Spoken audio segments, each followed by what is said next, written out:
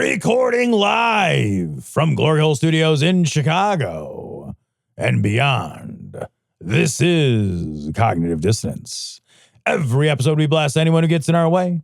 We bring critical thinking, skepticism, and irreverence to any topic that makes the news, makes it big, or makes us mad. It's skeptical, it's political, and there is no welcome mat. Today is Thursday, April the 17th. Cecil, we're 2 days past Tax Day. Oh, yeah. Tax Day, that great American holiday. Tax Day. Yeah. Did they fire a bunch of people on Tax Day? Well, we fire a bunch of people every day, Cecil. I guess that's true. Now I think about it. Oh, my God. Yeah, it's been something. We're also a couple days past a court order from Trump to do some things, and he sort of refuses. We'll get to that later on. That's fun. That's going to be fun world. So we're in some weird uncharted territory for the United States, which is crazy space we're in, bud. Did you see what the fuck's that lady's name? Murkowski? Is that her name? Lisa Murkowski? Is she from Alaska? I think she's the one from Alaska. Yeah. I saw her today. There was a video of her, and they said, what do you say to people who are like anxious right now and afraid? And she's like, there's a lot of people afraid. I'm afraid. What the fuck? And I'm like, what the fuck? You helped make this happen. But one, you helped make this happen. Two, you shouldn't be afraid. You're a fucking senator. You should be like, yeah, I fucking got this. Because if you're afraid, then that's not who the nation needs. You need people who are like, no, I got this. No, I got this. Yeah, what? Like that's what you want, right? You ever see Pulp Fiction when they call the wolf? You want the wolf. You want the wolf. You want the fucking wolf. You want Harvey Keitel to roll up to fucking Congress and be like, yeah, I drink coffee, I smoke cigarettes, I talk fast, I drive fast. I'm going to get you out of this problem. That's what we need. We need a wolf. That's it. We need a wolf, not an assassinate. That's not what I meant. No. Even though he was there for something similar. He was cleaning up the mess. What I mean is, we need someone to clean up an actual mess because he's made a lot of messes. And we need somebody who's like, somebody who's just confident. And what we have is, especially in his party, if you have people in your own party who are like, yeah, I'm afraid, like that's something. That we gotta pause on that for a second. Like, not only is that like, hey, you fucking helped make this happen. Like, this would not have occurred if you and people like you did not create, enable, and further the conditions for this thing that you're afraid of. That literally is what everybody said. Yeah. Like, it's not like, oh my God, nobody knew this was coming. This is the only thing that anybody said was gonna fucking happen. But like you said, like, you don't get to be afraid and be a leader. That's not how this works. Yeah. Can you imagine if fucking Volodymyr Zelensky was like, yeah, it's fucking I'm afraid terrified. all the time. I'm super afraid. What does he do instead? Yeah. He fucking puts on his green fucking t-shirt. Sucks and it he up. puts it on. He's like, all right, let's fucking fight. You want to fight? Let's get in this fucking thing and fight. Where's the fight in this lady? Here's the thing, like it's just like when you're the pharmacy guy and you're like, I don't want to fill your prescription. Be like, well, get a different fucking job. Yeah. Get a different job. Same thing. If I bring my fucking car to Jiffy Lube and the guy's like, I'm sorry, I won't change your oil. Be like, well, you need to get somebody else in here who's going to do that work. You're not going to do the work. Then get somebody who's going to do the work. The people forget. And I don't know what the fuck is happening in your mind when you're pulling that fucking ticket. People forget that this is a job. This is a resume. You're out there. Every single time you're doing a town hall, every single time you're doing a debate, every single time you're doing a Q&A session with a reporter, every single time you're answering fucking questions from the public, that's your fucking interview process. And if you don't think that all the shit you're doing is building a resume and creating a person who's going to be in that role, then you're doing you're doing it for all the wrong reasons. Yeah, man. You're doing it because you think you're the fucking prom king. You're not the fucking prom king. You work for me, asshole. Yeah. Go do the work. Now I'm going to play it for you. So I'm not going to change what she says. They put some shitty music, like some dramatic fucking music underneath this. It should be a fucking sad piano underneath it is what should be underneath it. So let me play it for you. What do you have to say to people who are afraid? Or who represent people who are afraid? We are all afraid. Okay.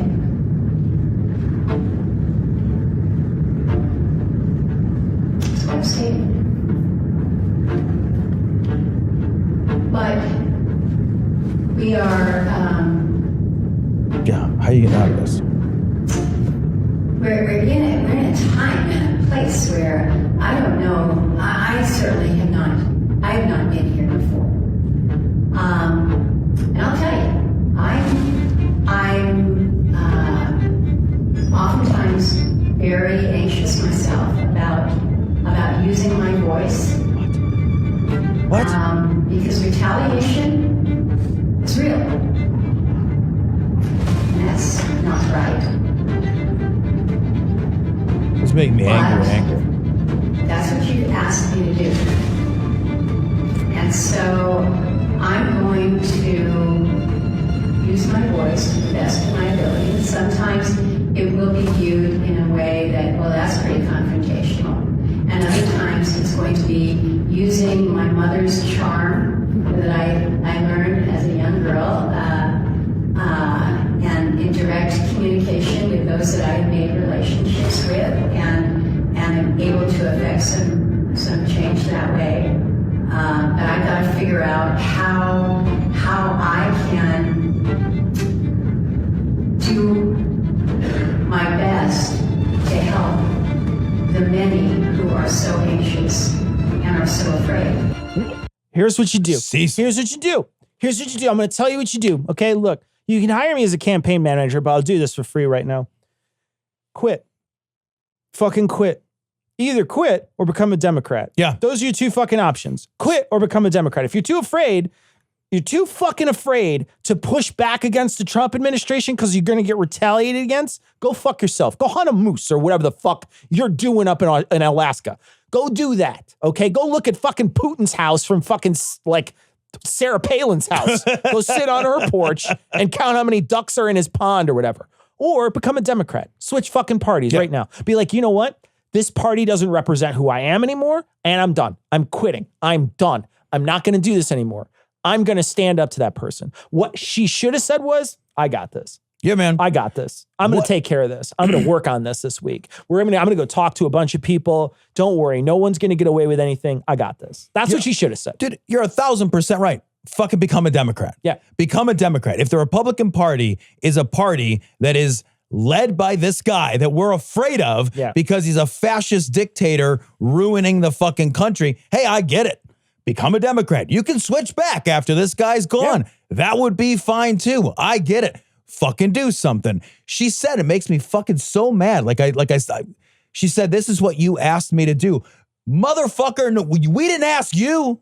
You came to us and begged. You came to us and you knocked on every door and you said, I promise I'm the best. I'm better than every other person in this whole fucking state to do this job. I promise. Please elect me. Please let me do this work. Please let me do it. I'll fight for you. They all say the same thing. They all say that. Every politician. I'll fight for you. Hire me for it. Please let me do it. I didn't ask you. You fucking asked me. I'll fight for you. You don't get to come up and say, oh, I'll do the thing you asked me. Fuck you. Yeah. Fucking do it then. Yeah. I'm afraid of retaliation. You're afraid you're going to lose your job? A lot of people are afraid they're going to lose their jobs. I will fight for you until I'm afraid to. Yeah, man. Fucking, I will fight for you when I pull it out of the hat and it's not practice. I'll fight for you when I'm driving away from the event. Get the fuck man, out I would have kicked that guy's ass if you'd have said something. Yeah, that guy would have said something to me. Right. Nah, he was talking. Man. I saw him talking. He didn't say anything to me personally. I would have kicked his ass. I'm a woulda, coulda, shoulda. Get the fuck out of here. Get the fuck out of here. You know what? Grow a fucking set, Murkowski. And any single person, any person on the Democrat side that says some shit like that, get out of it. Go. How many years left does Murkowski have in her term? I don't know. I don't know either. But however much time she has left on her term. I think she wants something else. I was like, I don't know how many times. I don't know. We're going to answer that question on air. I don't know, Tom. On her term. Yeah. But yeah, she should switch it. Like, here's the thing. If they're really afraid, if they really have any fucking balls, switch parties. Yeah, if you're really afraid. Switch fucking parties. If you're really afraid, switch parties, because then suddenly he doesn't have as much power. You're like, what they're trying to do is split the baby right now. That's all this is. Like, let's call it out for what it is. What they are seeing is a pushback from their base against this kind of authoritarian fascism. Trump's favorability numbers are fantastically low.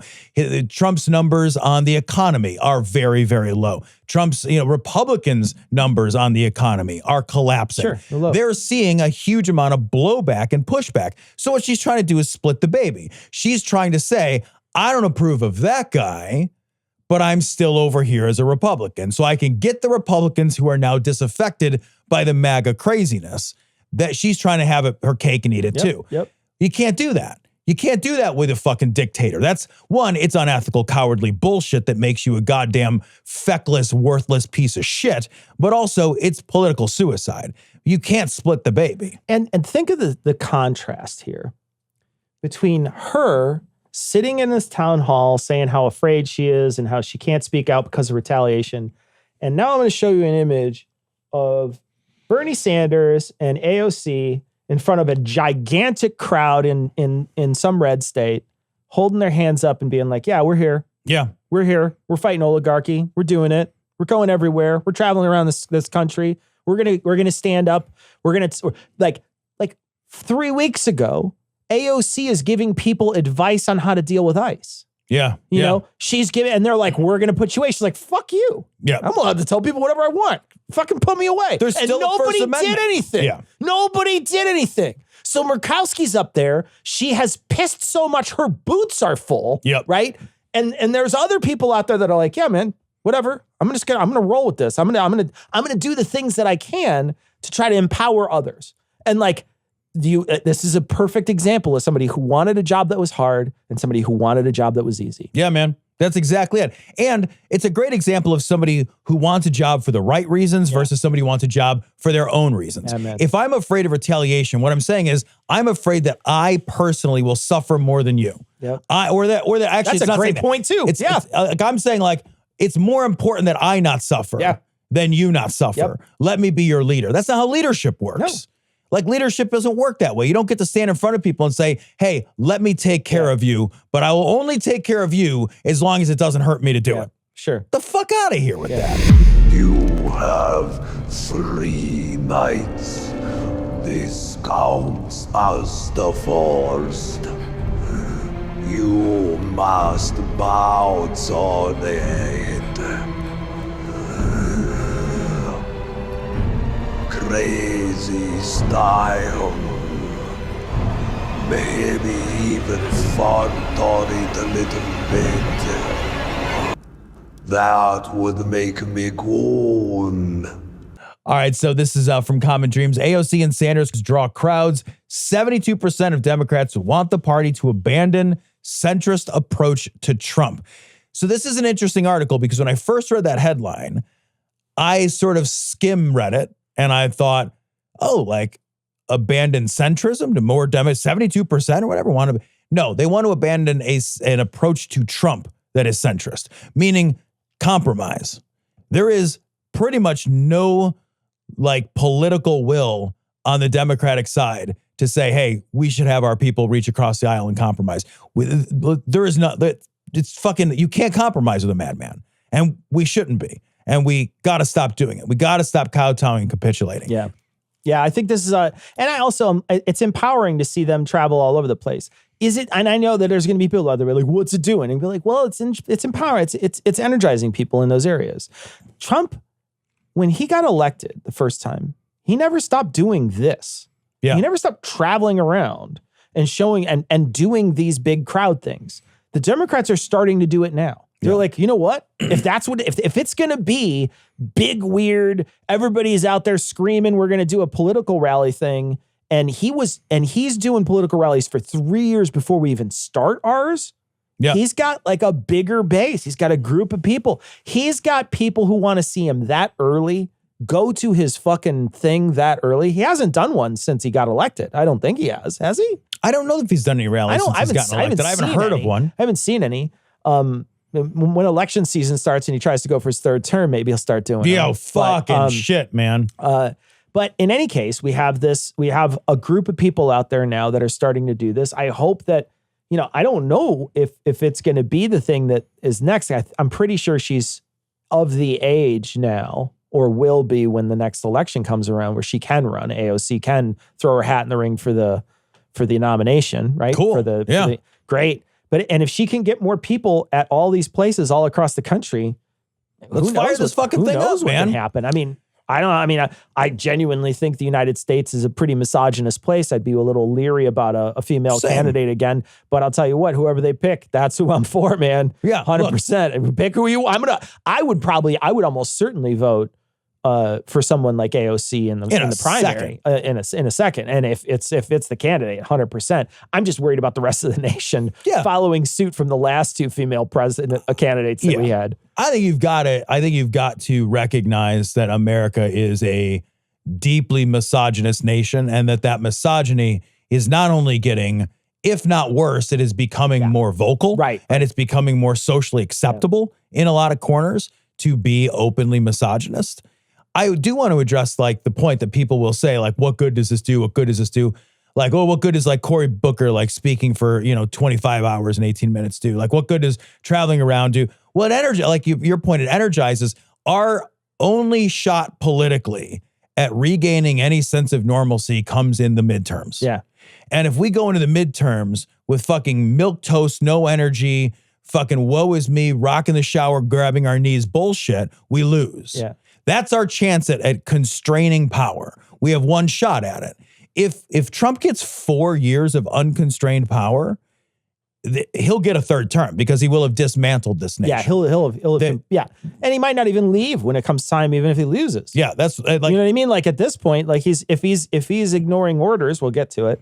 Then who knows what happens? Yeah, so we have a shot in the midterms, and I think a pretty strong shot. But the best way to make sure that happens and that it overwhelmingly happens is to keep the energy up. Keep it fucking going all the time. Let's get people mad. Keep them mad. And the only way, the best way to do it is point at shit. Yeah. Just point at shit. Like keeping them mad is not hard. You're living in Trump's America. Yeah. Things are getting worse. It's easy day by day. Mad. Yeah. Hey, I don't tell you how to tell me what to do, so don't tell me how to do what you tell me to do. So here's something to be mad about. This is from Esquire. Harvard stacked every penny of its $54 billion endowment and told the Trump administration to bring it on. So the Trump administration basically told the entire nation's college system to toe the fucking line, right? Toe the line when it comes to DEI, toe the line when it comes to, a whole host of send us your lesson horrible social issues. Basically, send us your lesson plan. And we'll tell you what you can and can't do and how you can and can't educate. So this is part of a pushback.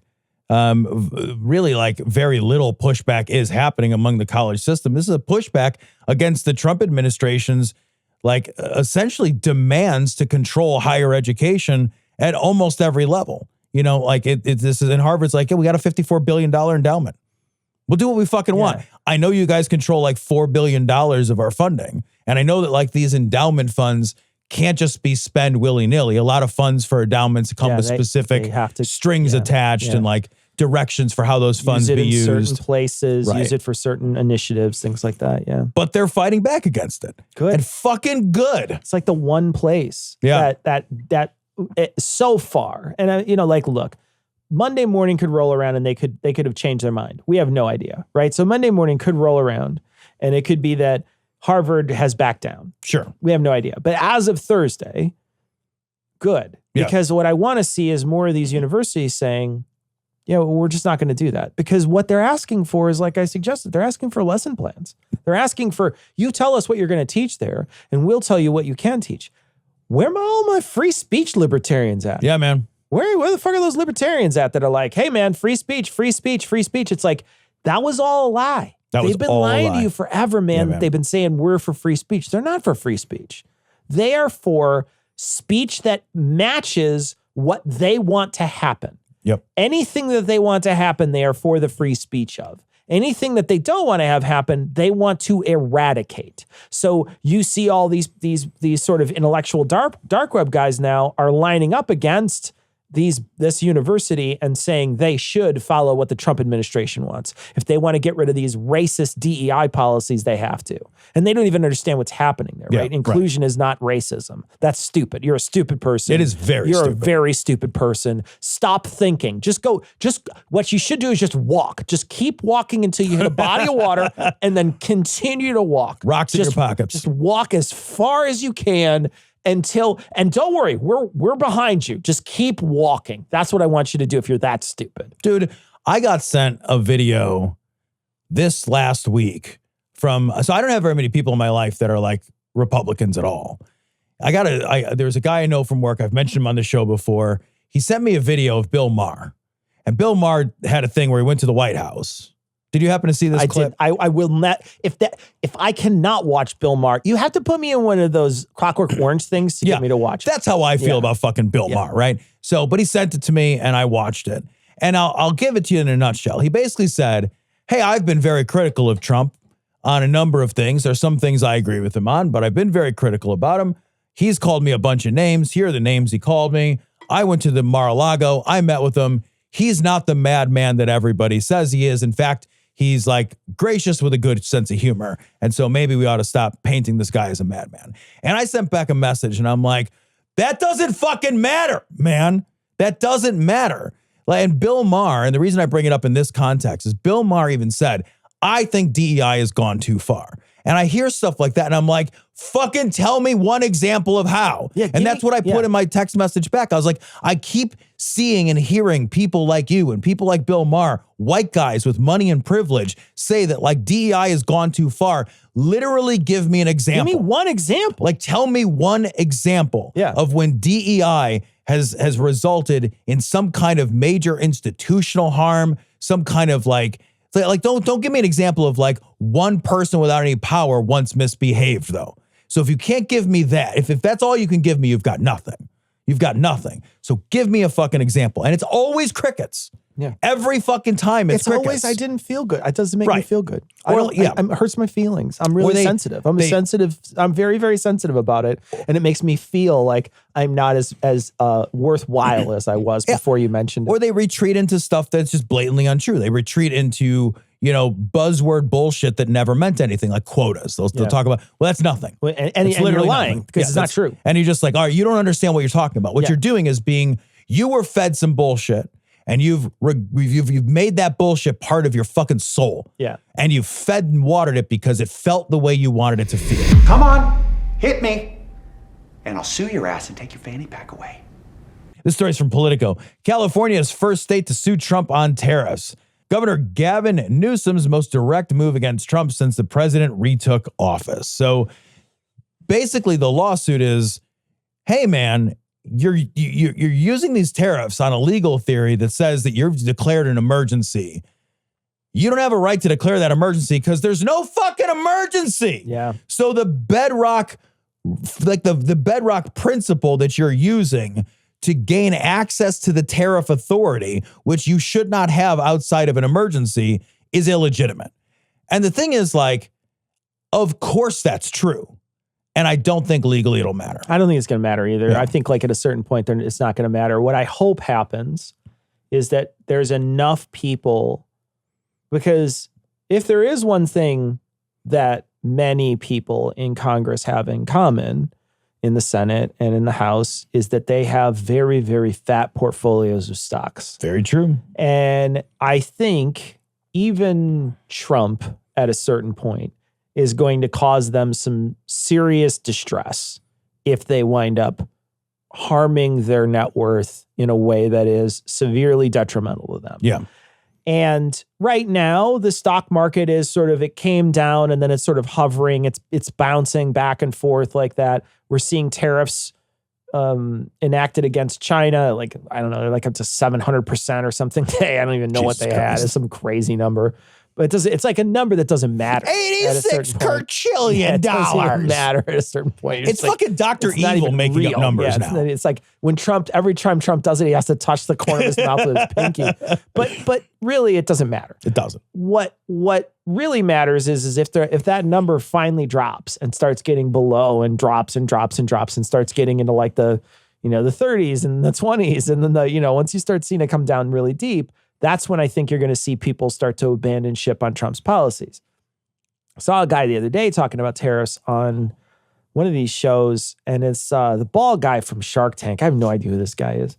And he comes on and he's talking about how important some of these tariffs are because we've been getting screwed for so long and all these deals, and we get screwed and we got to do these tariffs with these people, and we got to get, make sure that, we're on equal footing, and it brings people to the door. It brings people in so that we can actually make these deals. It causes them to, seek Trump out and do this. And the big one is China, and he's going on and on and on. I'm not going to argue with his economics, right? Because this is a guy who's like a business owner. He's like one of these guys who gives people like seed money to start businesses. So he knows a lot about small businesses, et cetera, right?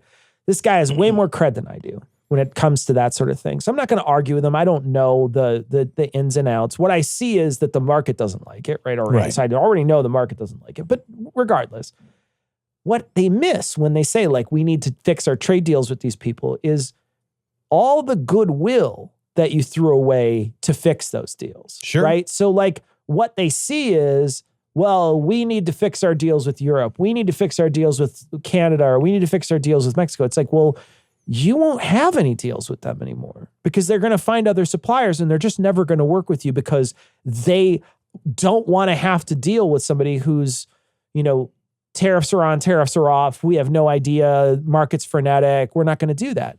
And so when you ruin the goodwill with all these nations, then it doesn't matter whether the tariffs actually won you got a win. And that's what's going to get reported, right? So what'll get reported is if Trump gets a win on some of these tariffs, which he might, there's a possibility, right? Like somebody may come in like Germany or something and be like, look, we really need to trade with you. Yeah, we'll suck it up. I guess we'll take our tariffs off. You take your tariffs off, whatever, however it works. And then Trump will have this win.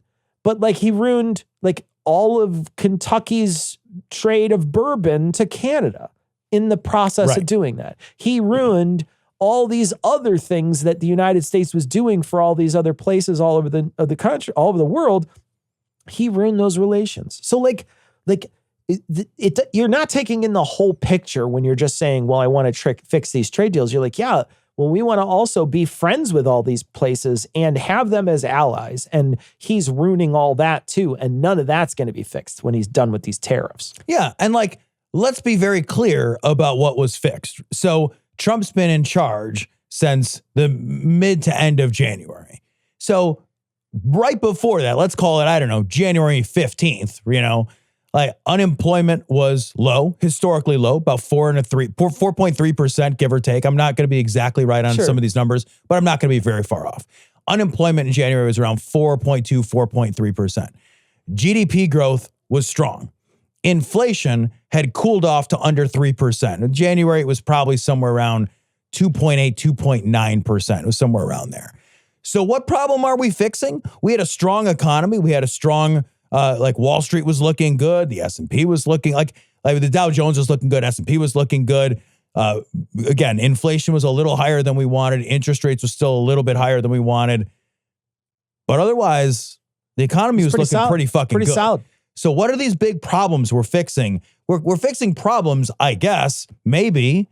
I don't know that they were problems because it looks like everything was going pretty fucking well. Yeah. We could have set that shit on cruise control. Now here's a place that we're at. Think about this for a second, Cecil.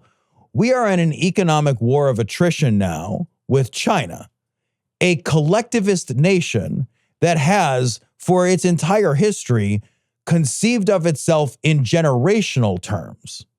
And we're going to get in a war of attrition with a generational mindset that is a collectivist mindset.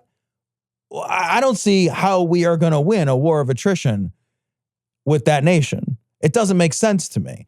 This is a nation that has historically thought of itself not in terms of what happens and what's best for the next quarter, but what's best for the next quarter century. Yeah, 25 years. Yeah. So this seems like we're trying to play a long game with a nation that's like, the long game? Motherfucker, we invented the long game. We're China. Yeah.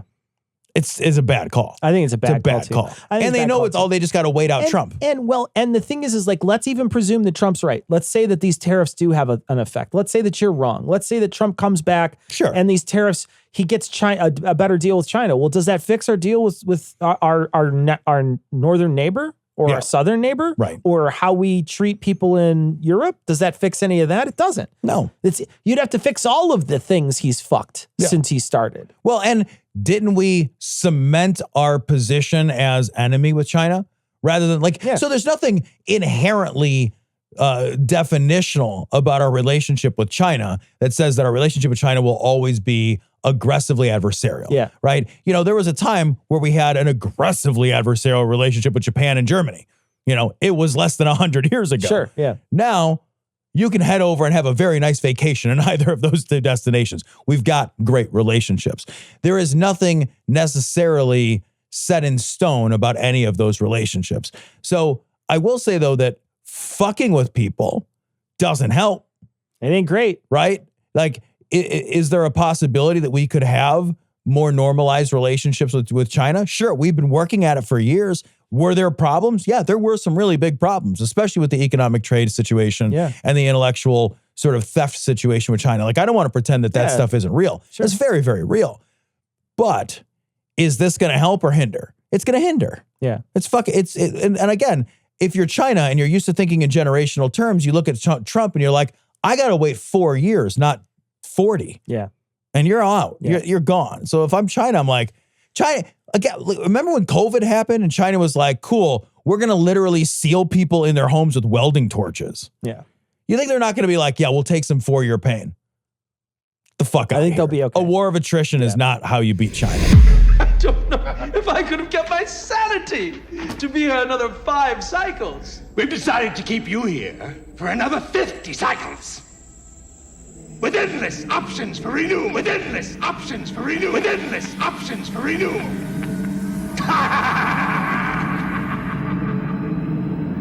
This story comes from the AP, who is now allowed to actually attend White House press briefings. Judge they have finds to sitting back behind the My Pillow guys guy. Jesus fucking Christ, man. God, it's the stupidest world. Judge finds cause to hold Trump administration in criminal contempt for violating deportation order. So again, this refers to, we've been talking about this. This is a story that is a just phenomenally important story because federal judges have told the Trump administration that like they have absolutely violated their orders when they said, hey, turn those planes around. You have planes on their way to El Salvador. You are not to do that. Turn those planes around. The Trump administration was like, yeah, nah, we're not doing that. And then the planes land and the El Salvadoran president's like, oopsie doodles, looks like the planes arrived. Tweet. And then they committed terrible human rights abuses and they've essentially like jailed innocent people in these terrible conditions. And so federal judges are like, they are rightfully asserting their authority and saying, we've got probable cause here for criminal contempt. That does not happen very often. This could potentially be the big deal we've been waiting for. Yeah. And you know, one of the things is like Trump is himself is immune to a lot of things, right? He's immune to a lot of that. The Supreme Court gave him a bunch of get out of jail free cards when they gave him the immunity stuff that happened right before he got elected, right? So right before he got elected, in the summer before he got elected, they ruled on this. This was their ruling that said the president, as long as he's doing official business, is pretty much immune to any kind of criminal charges, right? Well, he may be immune, but his administration and people who work in his administration, that's one thing I think that might be a saving grace, is if you can go after the people who are doing it and say, no, man, you can't do that. You're held in criminal contempt. You can maybe start making life really difficult for the people who work for him so that people stop doing the things he's saying to do. That's true. Yeah. Because if you can make their life difficult and make it so that they're having to, I mean, who knows? They could even go to jail. That could be a big deal for Trump and what would happen, because this is it's a federal judge who's saying, no, you're in criminal contempt. So. Well, and doesn't this remind you of what I think of as the Rudy Giuliani effect? Like the closer you hang out with this guy, the more the shit like rolls down your face during a press conference at Four Seasons Total Landscaping.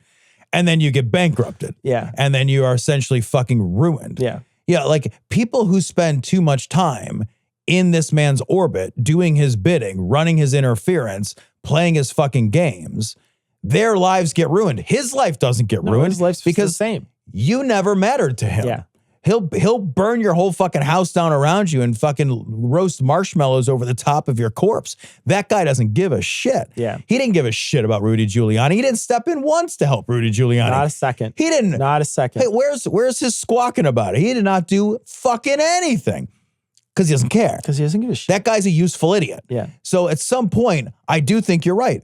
He might run out of useful idiots. Yeah. At some point, people are going to be like, I don't want to be an idiot Yeah, here. if they can make sure that they do bad things to these idiots, then that would be amazing.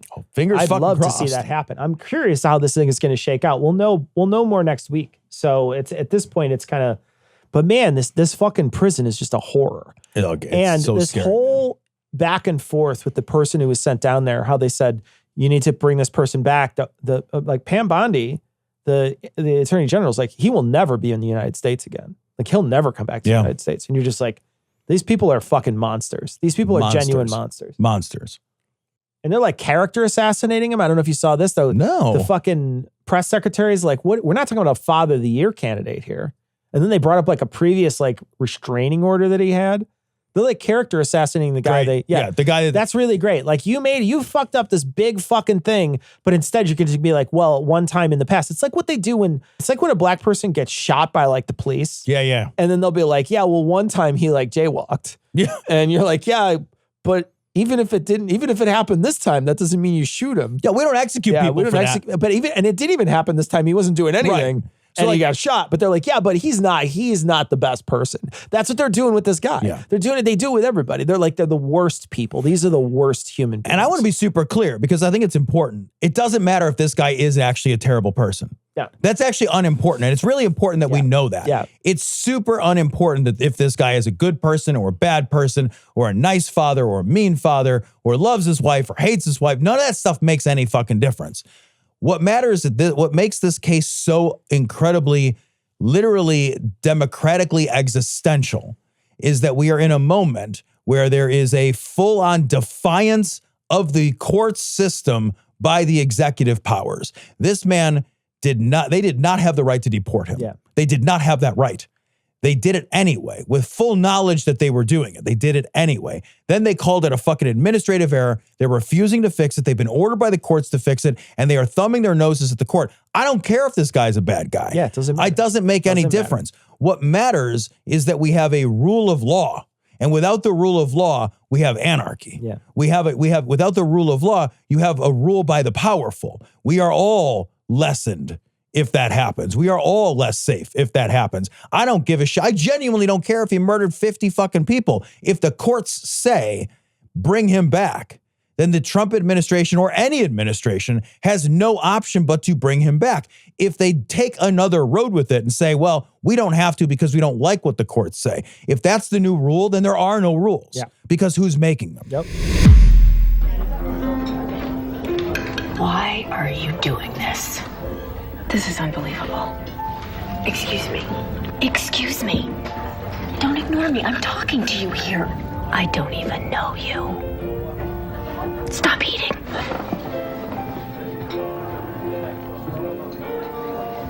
I'm the babysitter's fine. Who ate my steak? A1 steak sauce. Yeah, it's that important. All right. TechCrunch. U.S. Secretary of Education referred to AI as A1. A1, like the steak sauce. I watched this video. She does it like a bunch of times, Yeah, it's not Cecil. It's not just once. It's not just once. Like, and look, most of the time for other things, I would probably let a slip pass where I'd be like, oh, whatever. Right. If somebody mistakenly says, say, Mueller instead of Mueller. Yeah, I do it all the time. It's a mess up. It's whatever. Right. It's like it's someone's reading something versus someone, hearing the name or whatever. It's like sometimes that happens. But if the Secretary of Education doesn't know that AI is called AI because they have no interaction with it before they read a small paper on it. Yep. They are so underqualified as to be the worst candidate you could possibly. I mean, I'll be honest. You could pick a name out of a hat of 330 million Americans and not sort by age. Yeah. Right? So it could be a name of any one of those. It could be a 3-year-old. Yeah. They would be better at that job than she would be. Yeah. They would be better at that job. They would take that job more seriously because they would know the difference between AI and A1 sauce. In education right now, one of the biggest problems facing educators is how to manage the challenges and opportunities that AI presents to teachers and students.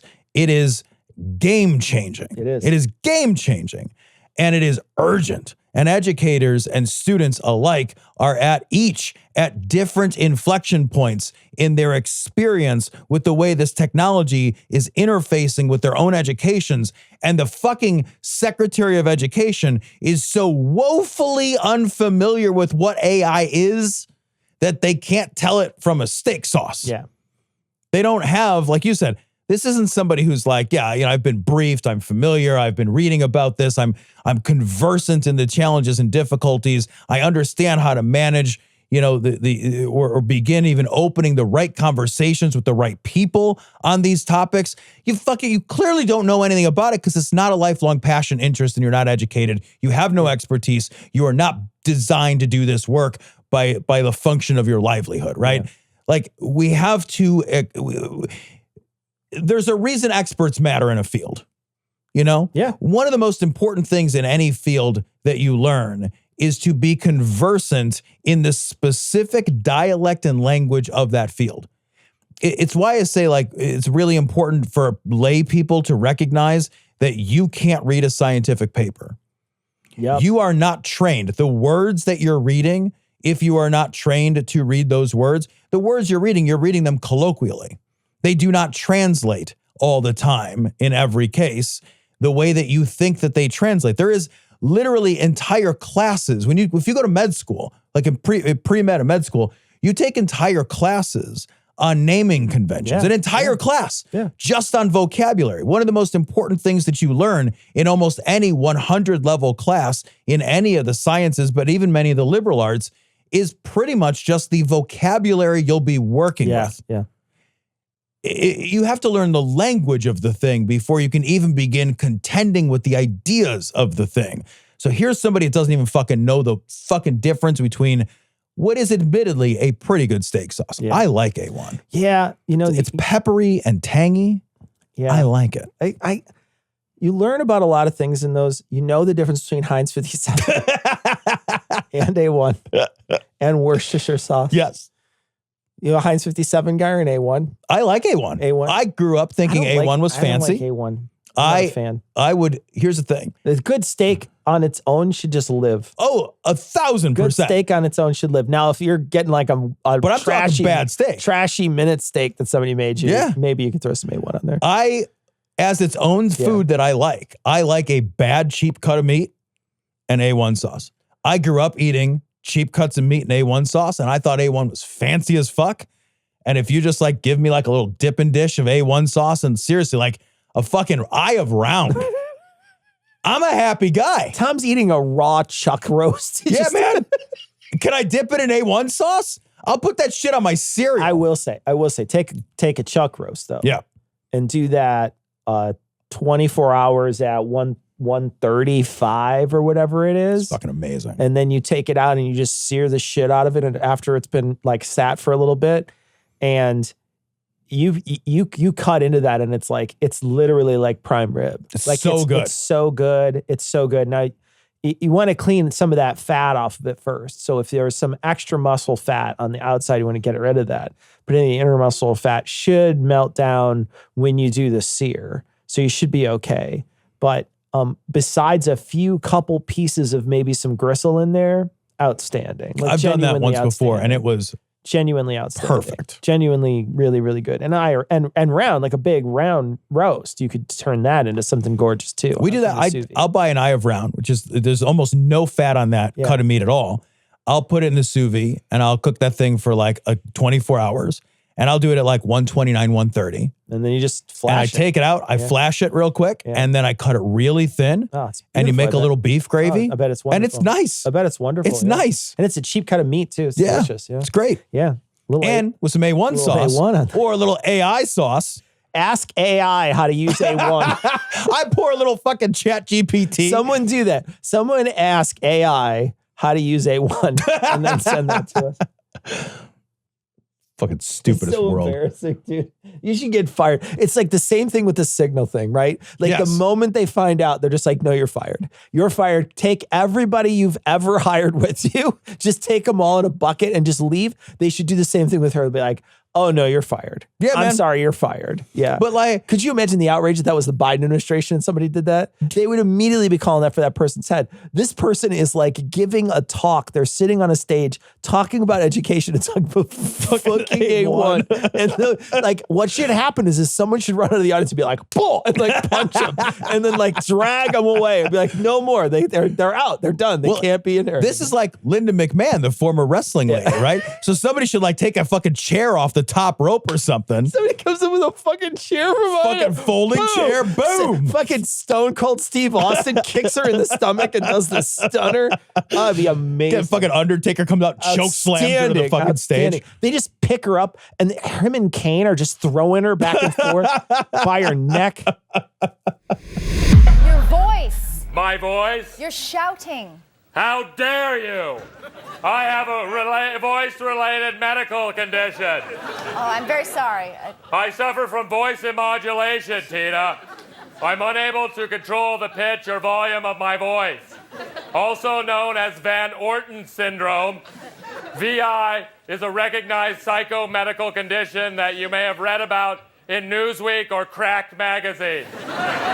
All right, New York Times. Maine governor staring down Trump says she is unfazed by loud men. This is a great line. This is a great, fucking it's a good line, and it's actually a really good article talking about her back and forth with Trump about he is trying to sue them over trans rights issues. She's not backing down. She said, I'll see you in court. He's been manipulating. The people who work for him have been manipulating their offices to hurt Maine. Yeah. And they've been doing it in multiple ways. We talked about it a couple weeks ago. We had a story directly from Maine where we talked about it, where they were using the Social Security office, and that you would have to bring your child in instead of the child just automatically registering when it was born for a Social Security card. You will have to bring it into like one of 5 locations across the state in order to get and register for that card afterwards, because they turned off that computer automated service basically as retaliation. It's just punitive. It's just retaliation. And they did this. They're doing the same thing with other things.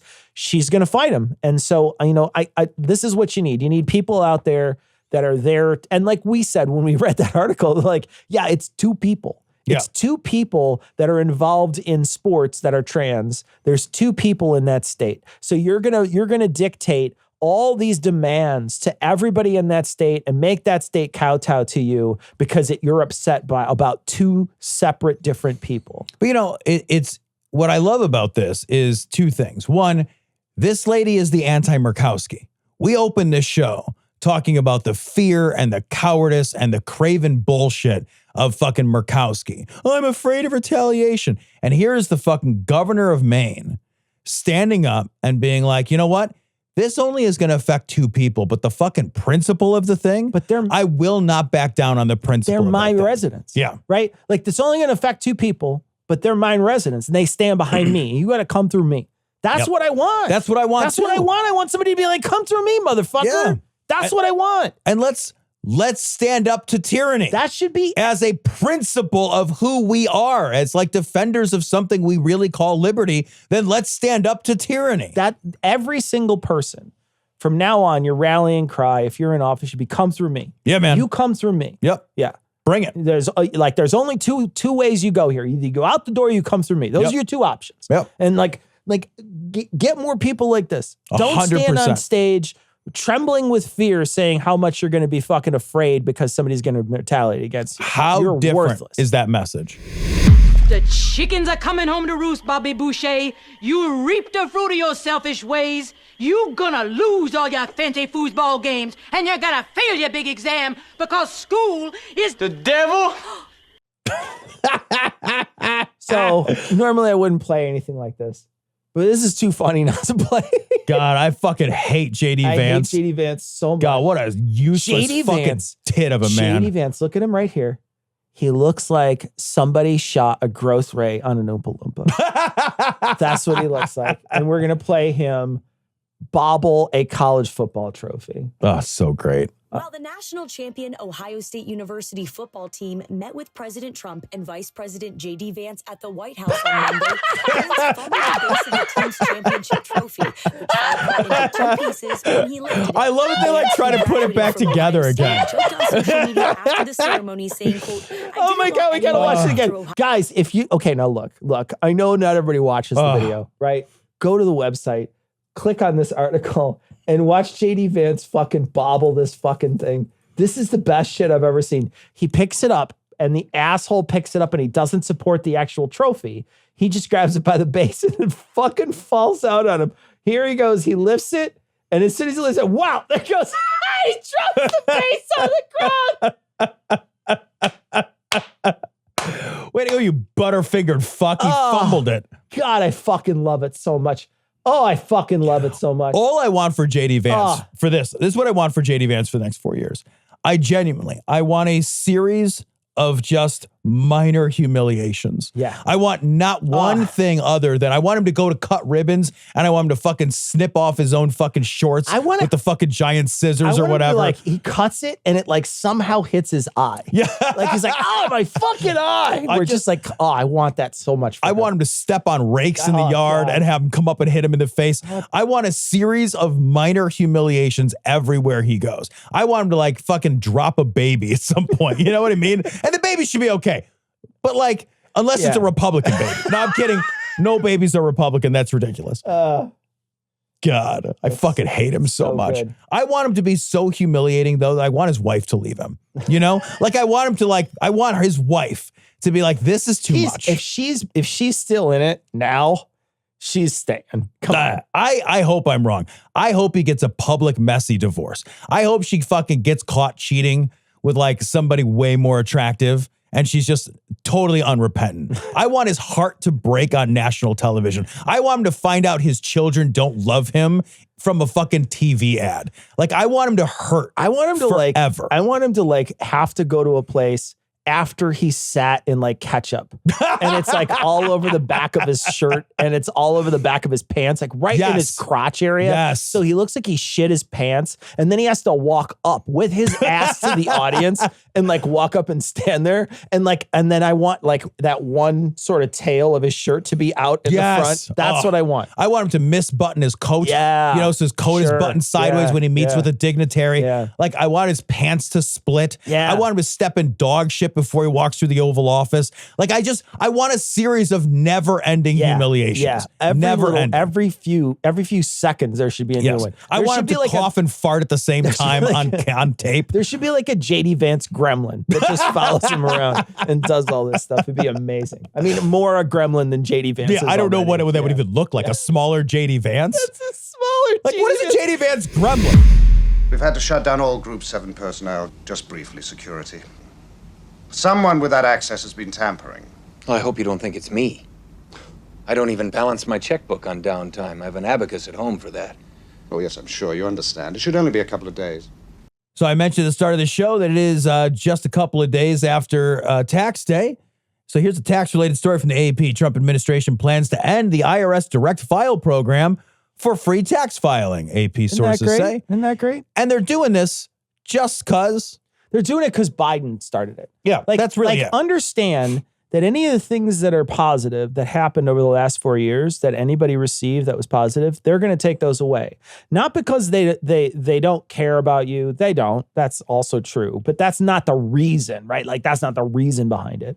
It's because they want to make sure that they erase any trace of anything good that Biden did. Yeah. And he did the same thing with Obama. He tried to erase any trace of the previous president who was getting any kind of praise whatsoever for the things that they created. He is such a petulant child that whatever he can do, if he can erase any of that stuff, he will. And so that's what he's going to do. And so anything that was positive that came out of Biden's presidency, expect it to go away. Yeah, and let me read a little chunk from this because there's also a financial component too that I think is worth noting. The Trump administration plans to eliminate the IRS's direct file program, an electronic system for filing tax returns directly to the agency for free. The program, developed during Joe Biden's presidency, was credited by users with making tax filing easy, fast, and economical. And this is where it's important. But Republican lawmakers and commercial tax preparation companies complained that it was a waste of taxpayer money because free filing programs already exist, although they are hard to use. Huh. So the hard to use free stuff, what does that do? It pushes people to go to one of these commercial tax preparation companies, who I'm sure are a huge fucking lobby. And they get paid on average $100 to $140 per return. Which if you've just got a fucking 1040 easy, a couple of student loans, and your mortgage interest for your house, it's the better part of 45 minutes to fill this thing out on the direct file program. Unless your taxes are complicated, you don't need anything more than the direct file program. You know? Yeah. Like, and that's the majority of people, you know? They've got a house. Yeah. They've got some mortgage interest on it. They've maybe got some student loans. Yeah. 5 deductions, a couple And they're of a W-2 earner. exemptions, and that's it. Yeah. That's almost everybody. Yeah. That's almost everybody. Pushing this software, pushing this thing that works out is not only retaliation against the Biden administration, but it's just a clear giveaway to these fucking tax prep companies. Yeah, and it's retaliation against the middle class again, right? Yes. This is another thing too, is that anything they can do to make your life more complicated. Think about this. That $140, if you're going to pay it for somebody else to do it, that's now how many hours that you had to do to do that. Yeah, man. They're wasting your time to go pay somebody else to do the thing that the government should be doing for us for free, right?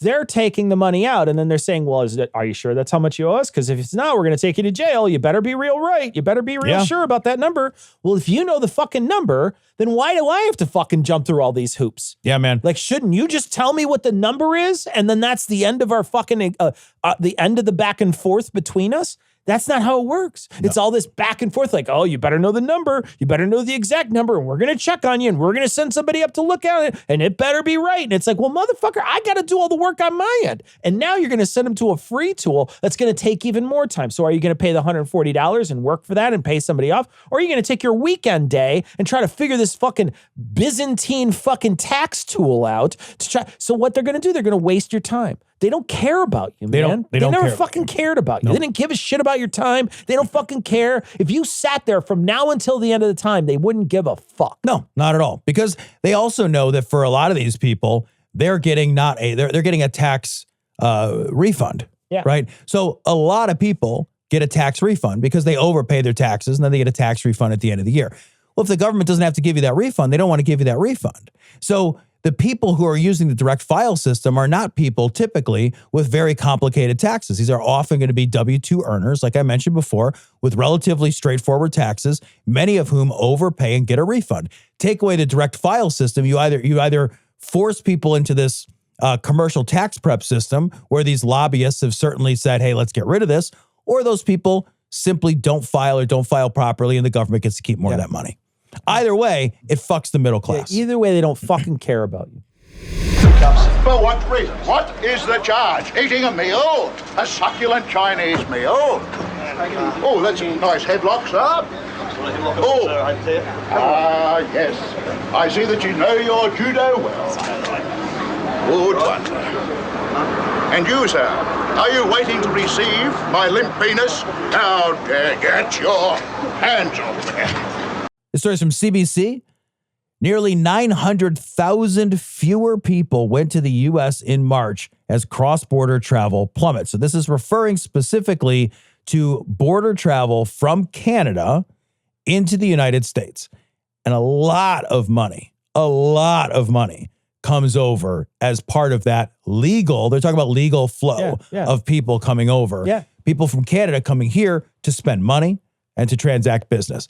Billions of dollars is being lost. It could be trillions. It could be trillions of dollars at the end of the year with the amount of tourism that the United States has. We have trillions of dollars worth of tourism that we do. Yep. It's an intense amount of money. It's an intense amount of money that we spend, that people spend here.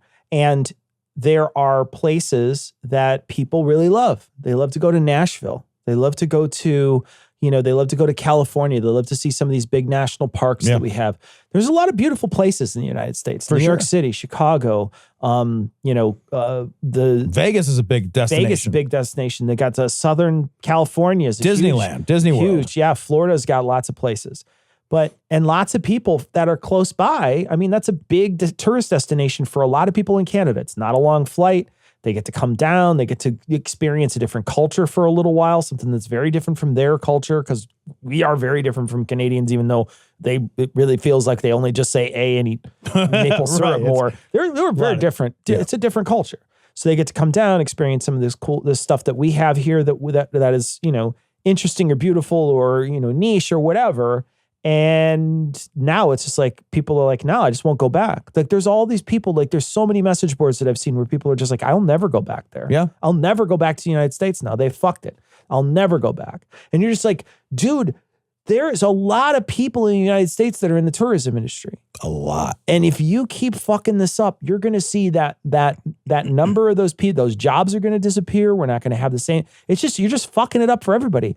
And it's crazy to me that there is a group of people in this country that they look out over the world and they're like, good, I'm glad, fuck them. Yeah. There's a whole group of people. There's a whole group of people in this country that are like that. Yeah. There's a group of people who've taken the idea of isolationism to a degree of extremis that is not sustainable. Yeah. It's literally not sustainable. It will be to our economic ruin. Again, I talk about things that are not like written in stone. There is nothing written in stone that the United States will always be the economic engine of the world. It is now, but it could very well not be. Like these things are not destined. They are not written in stone. They are not carved by fate. They are just the happenstance of now. That's what they are. We can ruin this thing. And then if we ruin it, it may not return. Like there's a long world history of empires that for generation after generation seemed indomitable, that turned out to be very dominable. Sure.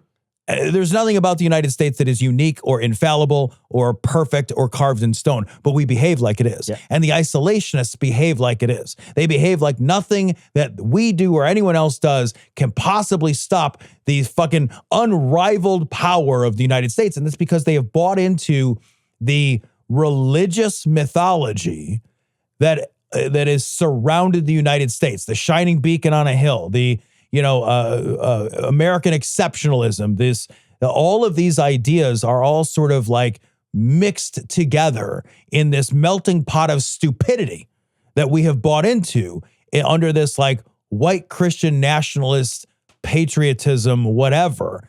We've talked about in the show before. It is the new religion of America. Yeah. And it very well might be the economic death of America. Yeah. And you're getting a chance to see this entire group of people all around the world say, we're not going to play with America anymore. And now, like Trump wasn't satisfied with how bad he fucked things up in his first term. He wasn't satisfied with it. He was like, you know what we're going to do? We're going to go back for a second time and I'm going to fuck things up even worse. And he could fuck it up generationally, where it's like, I mean, he's already done that for the courts, right? He's already fucked it up generationally for the courts. So did Mitch McConnell.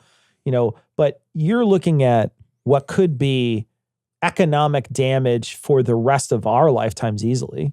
Very easily. Yeah, so, very easily. Yeah, that's great. I'm glad we did that. Yeah. I'll tell you this.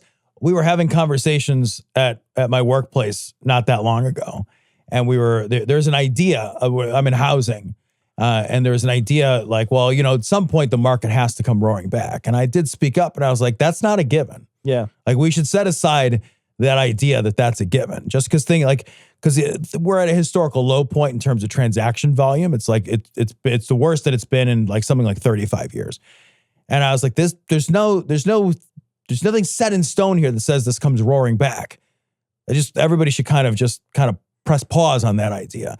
And the looks you get when you say stuff like that, there's not a counter argument to it. Smart people tend to say like, yeah, I hadn't thought of it because things have always come back. There's an assumption they always will. But I'm like, we should kind of bury that idea. Just bury that idea. Yeah.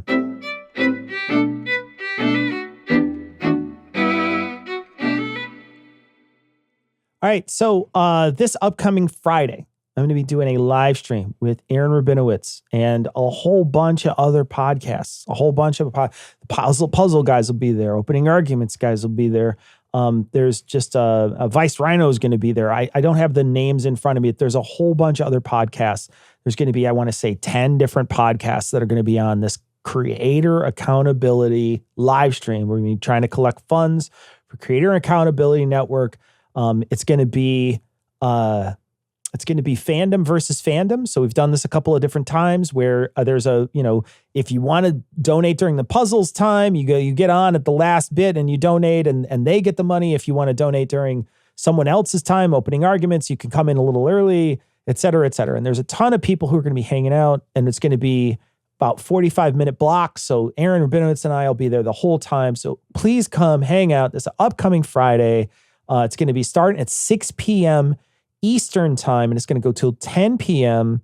Eastern time. Might go a little later. We'll see what happens. But basically, 5 to 9 Central, 6 to 10 Eastern. Come hang out with us. It's going to be a great time. So please, live stream stuff, and it's all our Cognitive Dissonance Pod stuff. You can find all the links on our webpage, and then we'll be sending things out for during social media throughout the day to let people know what time it starts and what the links are and all that stuff. So definitely show up, definitely hang out, definitely bring a little bit of pocket change so you can donate so the Creator Accountability Network can exist. All right, that's going to wrap it up for this week. We're going to catch you next week. We're going to have a patron show this week, a funny show for patrons, but we'll be back with a full show on Monday. And we're going to leave you like we always do with the Skeptic's Creed. Credulity is not a virtue. It's fortune cookie cutter, mommy issue, hypno-Babylon bullshit. Couched in scientician, double bubble, toil and trouble, pseudo quasi alternative, acupunctuating, pressurized, stereogram, pyramidal, free energy healing, watered downward spiral, brain deadpan, sales pitch, late night info docutainment. Leo, Pisces, cancer cures, detox, reflex, foot massage, death and towers, tarot cards, psychic healing, crystal balls, Bigfoot, Yeti, aliens, churches, mosques and synagogues, temples, dragons, giant worms, Atlantis, dolphins, truthers, birthers, witches, wizards. You have got to answer that fucking phone. It's driving me nuts. Shaman healers, evangelists, conspiracy, doublespeak, stigmata, nonsense. Expose your sides. Thrust your hands, bloody, evidential, conclusive. Doubt even this. Thanks for tuning in. If you enjoyed the show, consider supporting us on Patreon at patreon.com/dissonancepod. Help us spread the word by sharing our content. Find us on TikTok, YouTube, Facebook, and Threads, all under the handle @DissonancePod. This show is credentialed, which means you can report instances of harassment, abuse, or other harm on their hotline at 617-249-4255 or on their website at creatoraccountabilitynetwork.org.